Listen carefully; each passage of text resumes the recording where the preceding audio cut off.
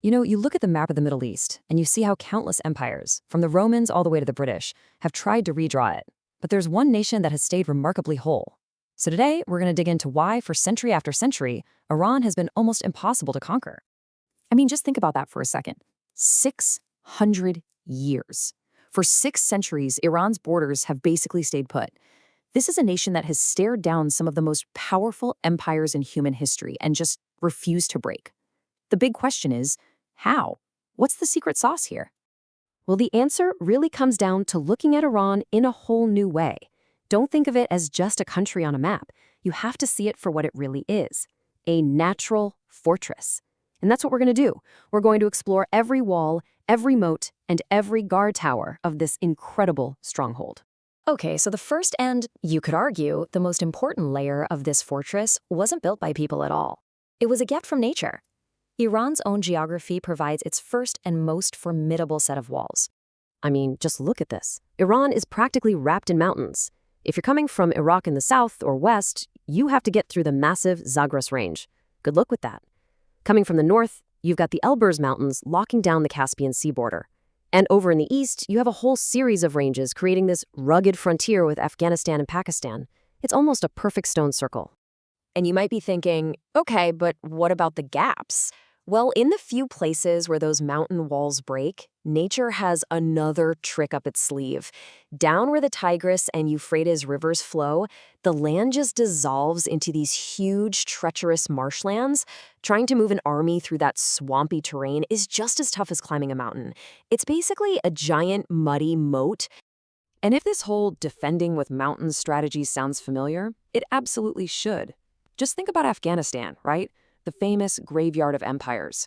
Both the Soviets and, more recently, the United States learned the hard way how a determined local force can use mountains to completely bog down a far more advanced army.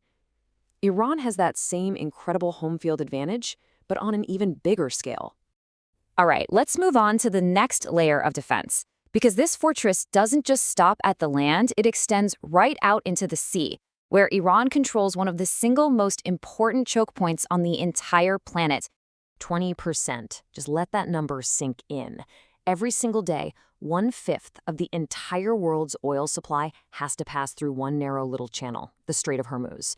And Iran's coastline just happens to dominate the entire northern side of that strait, giving it unbelievable strategic leverage. And it's not just oil, not by a long shot. A truly staggering 90% of Qatar's liquefied natural gas, the stuff that heats homes and powers factories all over the world, has to sail through that exact same waterway. So when you add all of that up, the value is just mind-boggling. We're talking about roughly 5% of the entire global economy, valued at about $6 trillion, depending on safe passage through this one spot on the map. So here's the bottom line. Iran holds the key to this massive economic gate. The ability to threaten or even close the Strait of Hormuz gives them a huge lever against pretty much the entire world. Any potential enemy has to think long and hard because attacking Iran could literally spark a global economic meltdown. And don't go picturing an easy D-Day style landing either. Iran's coastline, which stretches for almost 3,000 kilometers, isn't made of nice, flat, sandy beaches. Nope. For most of its length, those very same mountains we talked about just plunge straight into the sea. That creates a coastal wall filled with hidden coves and blind spots, which are absolutely perfect for hiding missile launchers and ambushing any invading fleet. Of course, a fortress is nothing more than a pile of rocks without its defenders. So now we need to talk about the most complex part of Iran's defense, its people. And this is where things get really interesting, because it's both a huge challenge and an incredible strength. See, Iran is home to a whole mix of different peoples: Persians, Azeris, Kurds, Arabs, you name it. And internally, yeah, that can create some serious friction for the government, dealing with all the different historical issues. But the moment an outside force threatens the nation as a whole, that dynamic completely flips on its head. And we have a perfect real-world example of this. Back in 1980, Iraq's Saddam Hussein invaded Iran. His whole strategy was based on the idea that the country, which was still chaotic after its revolution, would just fall apart along these ethnic lines. He thought Iranian Arabs and Kurds would side with him. Boy, was he wrong. The invasion instead ignited this huge firestorm of Iranian nationalism that brought everyone together against him. So what's the glue holding it all together when things get tough? Well, beyond that powerful sense of national pride, there's another unifying force.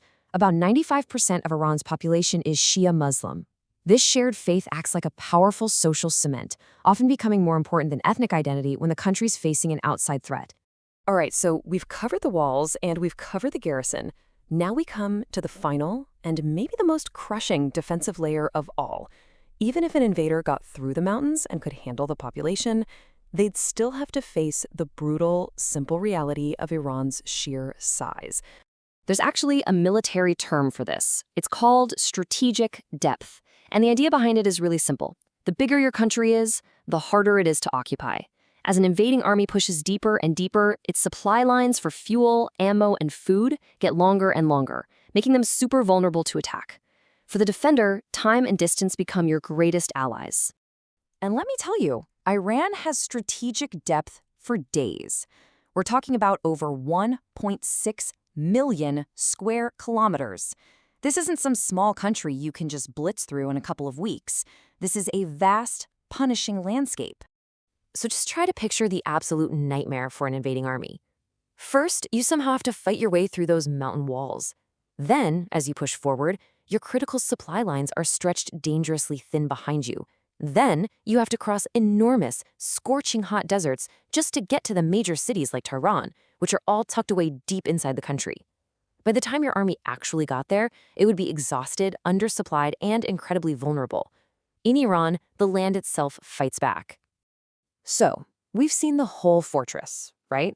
The impenetrable mountains, the strategic moat at sea, a unified garrison, and just sheer immense size. But all of this brings us to one final fascinating paradox. Here's the twist. The exact same geography that makes Iran so incredibly easy to defend also makes it incredibly hard for Iran to project its own military power outward in a conventional way. Think about it.